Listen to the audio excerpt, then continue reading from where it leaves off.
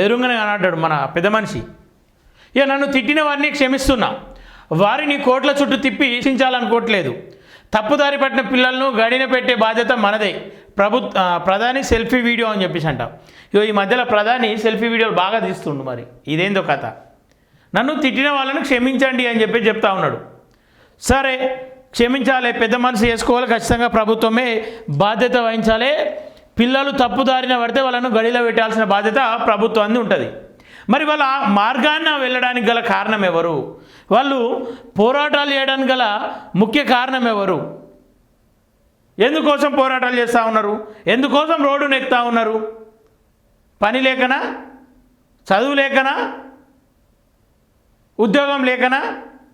ప్రభుత్వం చేసినటువంటి తప్పుడు పనులను ప్రశ్నించాలన్న ఆలోచనతోన? ఇది ఒకటి ఆలోచించాలి. ఎవరిని ఊరికే తిట్టారు?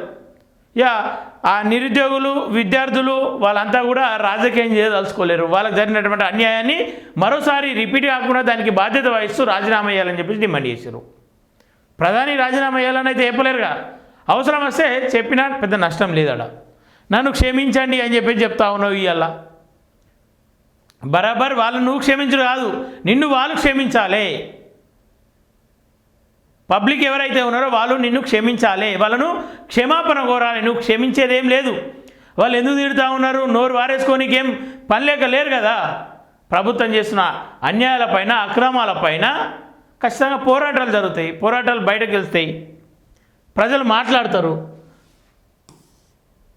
ప్రధాని నరేంద్ర మోడీ నిన్న రాత్రి నేరుగా యువతను ఉద్దేశిస్తూ ఓ సెల్ఫీ వీడియోను సోషల్ మీడియాలో పోస్ట్ చేశారు. తాను యువతతో నేరుగా మాట్లాడాలని అనుకుంటున్నానని జంతర్ మంతర్లో జరిగిన ఆందోళనను ప్రస్తావించారు.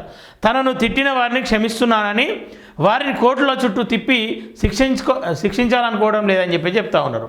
11లో ఉందంట. కోట్ల చుట్టూ తిరిగి వాళ్ళ జీవితాలే నాశనం అవుతూ ఉన్నాయి.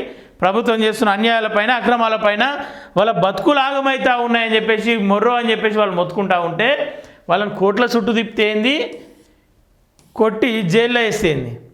ప్రధానమంత్రి నరేంద్ర మోడీ నిన్న నేరుగా యువతను ఉద్దేశిస్తూ సెల్ఫీ వీడియో సోషల్ మీడియాలో పోస్ట్ చేశారు. తను యువతతో నేరుగా మాట్లాడాలని అనుకుంటున్నానని మొదలుపెట్టి ఆయన జంతర్ మంతర్లో జరిగిన ఆందోళనను ప్రస్తావించారు. ఆందోళనలో పాల్గొన్న యువతలు చాలామంది తనను చెప్పరాని విధంగా దూషించారని, చనిపోయిన తన తల్లిని కూడా తిట్టారని ఆవేదన చెందారు. మన సంస్కృతి భిన్నంగా యువత ఇలా తయారై ఇంతలా ఎలా దూషణలు చేస్తారా అని బాధపడ్డారు. అయితే వారంతా దారి తప్పిన పిల్లలని, వారిపై దీర్ఘకాలిక లీగల్ యాక్షన్లు తీసుకోవడం ద్వారా కోర్టుల చుట్టూ తిప్పినంత మాత్రాన గడిలో పడబోరని వివరించారు. వారంతా పిల్లలు తప్పులు చేయడం సహజమని చెప్పారు. అయితే ఆ తప్పులను సరిదిద్దుకోవడానికి వారికి అవకాశం ఇవ్వాలని, పిల్లలకు అలా అవకాశం ఇస్తేనే నేర్చుకోగలుగుతారని చెప్పారు. తనను దూషించిన వారిని తాను క్షమిస్తున్నానని వివరించారు. ఈ సొసైటీ కూడా తన నిర్ణయాన్ని స్వాగతించాలని, ఆ దారి తప్పిన పిల్లలను గడిలో పెట్టడానికి అందరూ సహకరించాలని విజ్ఞప్తి చేశారు. ఎవరు గడి తప్పిరు, ఎవరు దారి తప్పిరు, ఎవరు దారిలో లేరని చెప్పేసి మీ ఉద్దేశం? అంటే ప్రభుత్వాన్ని ప్రశ్నించిన వాళ్ళు తప్పుడు దారిలో పోతూ ఉన్నారు, వాళ్ళని క్షమించాలి. ఇది చూసి ఏమనుకోవాలి, అబ్బో ప్రధాని చాలా గొప్పవాళ్ళు, అబ్బో ప్రధాని చాలా మంచివాళ్ళు, ప్రధాని పిల్లల్ని తన సొంత పిల్లలుగా అది చేస్తూ ఉన్నారని చెప్పేసి అనుకోవాలి.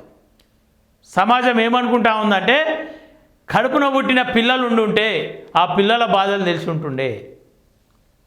నిజంగానే కనుక్కున్న పిల్లలు ఆ పిల్లల్లో కలిసిపోయి పోరాటం చేస్తూ ఉంటే ఆ తల్లులకు, ఆ తండ్రులకు ఆ బాధ తెలుస్తుండే అని చెప్పేసి తిడుతూ ఉన్నారు, మాట్లాడుతూ ఉన్నారు.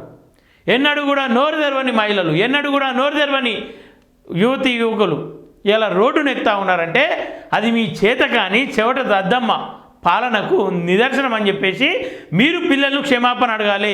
దయచేసి నన్ను క్షమించండి, నా ప్రభుత్వాన్ని క్షమించండి. ఈ తప్పుడు వాగ్దానాలు, ఈ తప్పుడు పరిపాలన, ఈ చేతగానితనం వల్ల మీరు నష్టపోతూ ఉన్నారు, ప్రాణాలు కోల్పోతూ ఉన్నారు. దయచేసి మేము చేసిన తప్పును మన్నించండి అని చెప్పేసి మీరు వాళ్ళని కోరాలి తప్ప వాళ్ళను క్షమిస్తున్నా అని చెప్పేసి మీరేదో హితబోధ పలకాల్సిన అవసరం ఇక్కడ లేదు. క్లారిటీగా ఇది జంతర్ మంతర్కు మీరు వెళ్ళాల్సింది, వెళ్తే తెలుసుండే వాళ్ళ కష్టాలు ఏది, వాళ్ళు ఎందుకు అక్కడ పోరాటం చేస్తూ ఉన్నారు. ఇలా అంతా అయిపోయి ఇల్లంతా అలికినాక పండుగంతా అయిపోయినాక వచ్చి రంగులు వేస్తా, పెయింట్ వేస్తా, కడపలకు ముగ్గులు వేస్తా అన్నాడంట నీరసంటుడు. ఇలాగా నువ్వు మాట్లాడాల్సింది. ఆ రోజు జంతర్ మంతర్లో పోలీసులు లాఠీ దెబ్బలలో గాయపడ్డ వాళ్ళతోని, స్మోక్ బాంబులతో ఇబ్బందులు పడ్డ వాళ్ళని పోలీసులు లకారంతో తిడుతూ, పోలీసులు లాఠీలను చెప్పరాని ప్రైవేట్ ప్లేస్లలో పెట్టి కొడుతున్నప్పుడు అక్కడికి వెళ్ళి కలవాల్సింది. ప్రధానిగా అక్కడికి వెళ్ళి కలిస్తే మీకు ఒక గౌరవం ఉంటుండే, మీకు ఒక విలువ ఉంటుండే. ఈరోజు సెల్ఫీ వీడియోతో మీడియా ముందుకు రారు, ప్రెస్ కాన్ఫరెన్స్లు పెట్టరు, ఏం పెట్టరు. సెల్ఫీ వీడియో తీసుకొని హాయ్ ఫ్రెండ్స్ అని చెప్పేసి, యువత నీకు ఫ్రెండ్స్ ఎట్లా అవుతారు? ఫ్రెండ్స్ అని చెప్పేసి మాట్లాడంగానే అయిపోదు కదా. దీన్ని బీజేపీ అక్కడున్న యువతను దేశద్రోహులు అని చెప్పేసి అన్నారు. మిమ్మల్ని కదా వాళ్ళకి క్షమించాల్సింది. అక్కడ ఉన్నటువంటి పిల్లలు ఎట్లా పుట్టిరో తెలియదు అని చెప్పేసి మీ బీజేపీ నాయకులు అంటూ ఉన్నారు. వాళ్ళు కదా మిమ్మల్ని క్షమించాల్సింది. పిల్లలు అనరాని మాటలు, పడరాని దెబ్బలు పడుతూ ఉన్నారు యువత. వాళ్ళు మిమ్మల్ని క్షమించాలి కానీ మీరు వాళ్ళని క్షమించడేందో అర్థం కానటువంటిది. గడిలో పెట్టే బాధ్యత మనదే. కొన్నిసార్లు అనుకోకుండా మనం మన నాలుకను కొరుకుతాం. ఆ కొరికిన పళ్ళు మనవే, గాయమైన నాలుక కూడా మనదే. ఈ రెండిట్లో దేన్ని మనం శిక్షించలేం అని వివరించారు. కాబట్టి ఈ దారి తప్పిన పిల్లలను శిక్షించొద్దని తాను నిర్ణయం తీసుకున్నట్లు తెలిపారు. వారిని గడిలో పెట్టే బాధ్యతలు తీసుకోవాలని సూచించారు. అలాగే నేరుగా జంజీని ఉద్దేశిస్తూ ఈ దేశం వేగంగా అభివృద్ధి చెందుతుందని, ఈ అభివృద్ధి పథంలో పాలు పంచుకోవాలని పిలుపునిచ్చారు. మీ తప్పుల నుంచి పాఠాలు నేర్చుకుంటూ ముందుకు సాగుదాం. ఈ దేశం అభివృద్ధి చెందాలి. ప్రతి ఒక్కరూ పురోగతి సాధించాలి. నాపై దూషణలు ఏ సమస్యను సాల్వ్ చేయవు. దారి తప్పిన వారికి దారి చూపుదాం. అందరూ మూకుమ్మడిగా ముందుకు సాగుదాం. దేశం కోసం కలిసి పనిచేద్దాం. మీరంతా ముందుకు రావాలని పిలుపునిచ్చి వీడియో ముగించారు. ప్రధానిని దూషిస్తే యువతపై కేసు అడ్డ. జంతర్ మంతర్ వద్ద ప్రధాని మోదీని దూషించిన 25 ఏళ్ల యువతి చురికా సింగ్పై పోలీసులు కేసు నమోదు చేశారు. 0 ఎఫ్ఐఆర్ ఫైల్ చేశారు.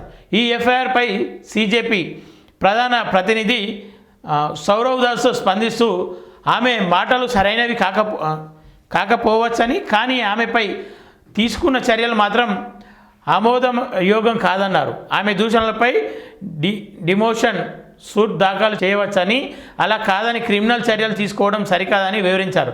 ఇలా క్రిమినల్ చర్యలు తీసుకుంటే అది భావ ప్రకటన స్వేచ్ఛపై ప్రతికూల ప్రభావం పడుతుందని తెలిపారు. పోలీసులు ఇలా 0 ఎఫ్ఐఆర్ ఫైల్ చేసి ఓ విద్యార్థిపై యాక్షన్ తీసుకోవడానికి బదులు చట్టసభలో కేసులున్న నేతలపై దృష్టి సారించాలని చెప్పారు. వాస్తవమే కదా. వాంగ్చుక్ త్యాగం మరవలేం దీప్కే. సోనం వాంగ్చుక్తో సిజేపీ వ్యవస్థాపకులు దీప్కేకు చెడిందనే ప్రచారాన్ని దీప్కే ఖండించారు. ఈయనకు మధ్యలో గొడవలు జరిగినాయన్న మాటలను వాళ్ళు ఖండించారు. సోనం వాంగ్చుక్ త్యాగాన్ని ఎత్తిపట్టారు. తనతో అభిప్రాయ యోగాలు లేవని, తమిద్దరికీ ఒకే ఆలోచన అని వివరించారు. వాంగ్చుక్ 26 ఏళ్ళ నిరాహార దీక్ష చేపట్టారని, 26 ఏళ్ళు నిరాహార దీక్ష చేపట్టారని, ఆయన త్యాగాన్ని ప్రాణాన్ని పణంగా పెట్టారని తెలిపారు. ఆయన దీక్షతోనే ఈ దేశ ప్రజలను మేల్కొల్పారని, ప్రజలకు వీధుల్లోకి రప్పించి ప్రభుత్వాన్ని ప్రశ్నించేలా చేశారన్నారు. ఆయన దీక్ష లేకుండా ప్రధాని రాజీనామా సాధ్యమయ్యేది కాదని స్పష్టం చేశారు. అది ఎవరు అవునన్నా కాదన్నా 100% సోనం వాంగ్చుక్ త్యాగం మరవలేనిది అని చెప్పేసి క్లియర్గా చెప్పుకోవాలి. అది ఒప్పుకున్నా ఒప్పుకోకున్నా 100% నిజం. అది ప్రధాని నరేంద్ర మోడీ మాటలు ఇట్లున్నాయి. ఆయన ఇదైతే బీజేపీ వాళ్ళకు ఒకటే క్లియర్. మీ పిల్లలే కనుక జంజీ ఉద్యమంలో ఉంటే, మీ పిల్లలే కనుక నీటు పరీక్ష రాసి ఇట్లా ఇబ్బందులు పడి రోడ్ ఎక్కి ఉంటే, వాళ్ళని మీరు దూషిస్తున్న దూషణలన్నీ మీ పిల్లలకే అనుకోండి. కడుపు బాధ తెలియనోడు, సంతానం విలువ తెలియని వాళ్ళు ఎన్ని మాట్లాడినా అది గాలికి వదిలేయాల్సిందే.